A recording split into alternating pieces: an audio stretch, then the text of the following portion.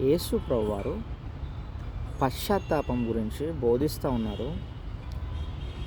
పశ్చాత్తాపము అంటే ఏమిటంటే కేవలము నీ యొక్క పాపాలను, నీ యొక్క తప్పులను ఒప్పుకోవడం మాత్రమే కాదు, ఈ యొక్క సమాజపు ఒత్తిడి చేత, ఈ సమాజపు నియమాలను, వాటి విలువలను అనుకరించి ఇబ్బందులు ఎదుర్కొన్నావేమో, నువ్వు నిస్సహాయ స్థితిలో ఉన్నావేమో.